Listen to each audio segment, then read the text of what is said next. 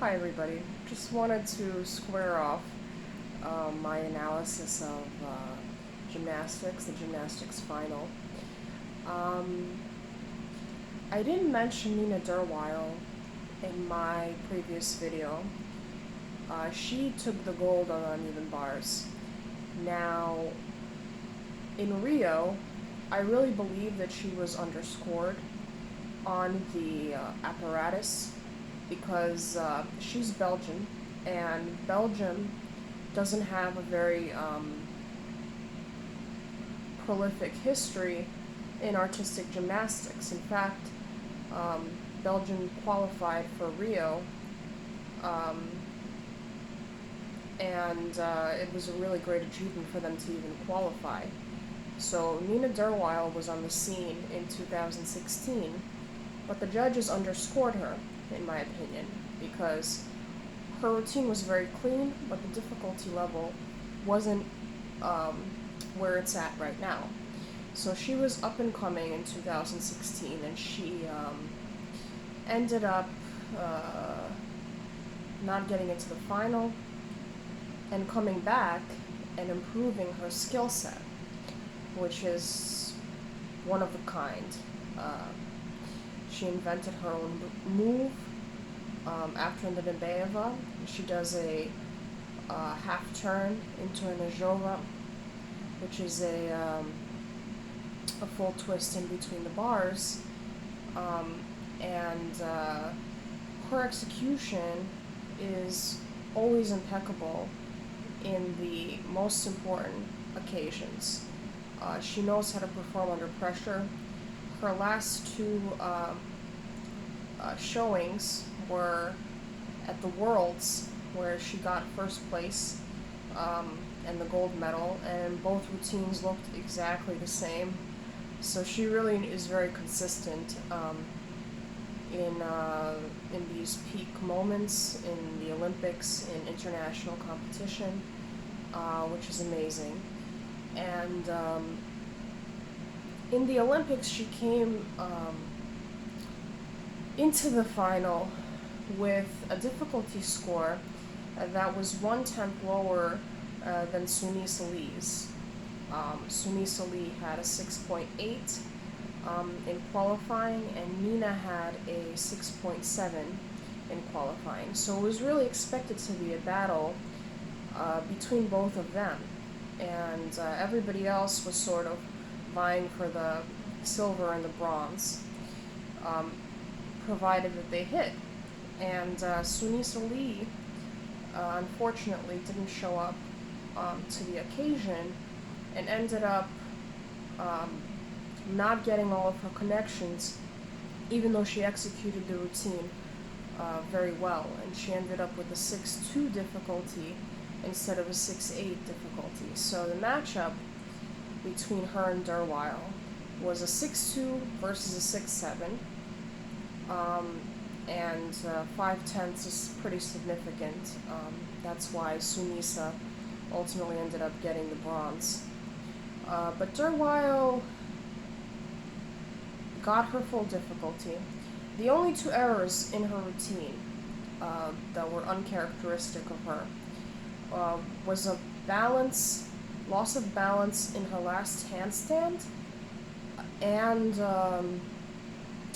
a step on her dismount. Other than that, her routine was perfect, and she improved her toe point from the Worlds. Sometimes she has a flexed feet problem, but it seems like she perfected that in time for the Olympics, and I'm really happy that aesthetically she's getting better and better on the uneven bars, even though she was on a very high level before. Um, then we have the beam final. Simone Biles came back for the beam final. In 2016, she was a favorite to win the gold, but she stumbled on one of her elements and ended up getting the bronze. So she repeated the bronze this time around. I felt that it was very important for her to try this event, and I'm very happy that she did because she repeated her bronze medal, and she tied with Shannon Miller for the highest amount of Olympic medals by an American woman, which is outstanding feat for her. And I'm very happy that she's healthy. She did a less challenging dismount. She did a double pike. She could have done a full twisting double, but she has the twisties. So unfortunately, she wasn't able to do her full difficulty. Happy she stayed on, happy she persevered, and I really hope that she continues her legacy after these Olympics. I really believe that physically she has the capacity, because she's basically invented a new skill on the vault this year, the Yurchenko double pike. So if she's inventing new skills at 24, I really believe that she has some gas in the tank and she can continue until Paris. If she retires, then it's going to be a sad day. It's like Usain Bolt retiring or Michael Phelps retiring. You don't want to see the best of the best leave the sport, but it needs to happen sooner or later. So I wish her well. It depends on how she feels, and she should make that decision based on what she wants her future goals to be, and not under any sort of force or obligation, I believe. Like I said, she's the best gymnast of all time. This Olympics doesn't take that away from her.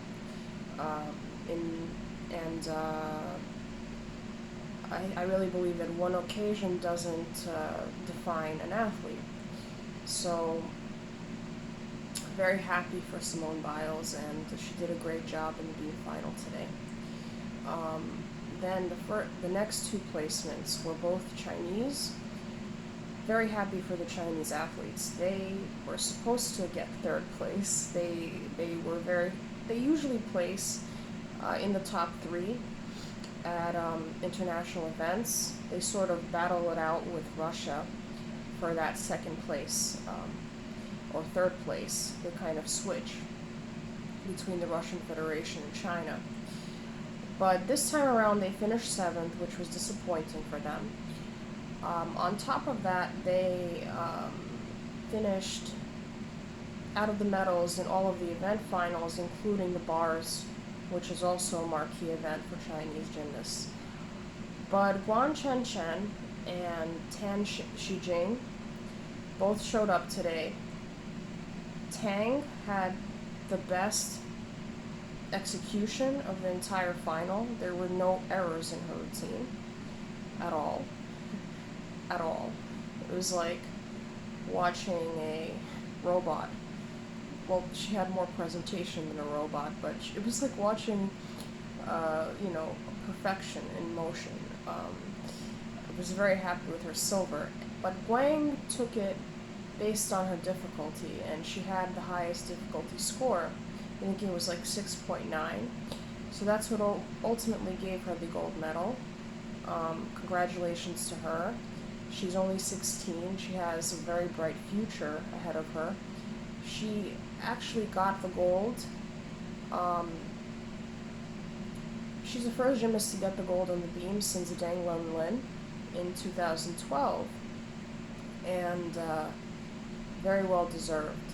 So that sums up my my opinion of the event finals.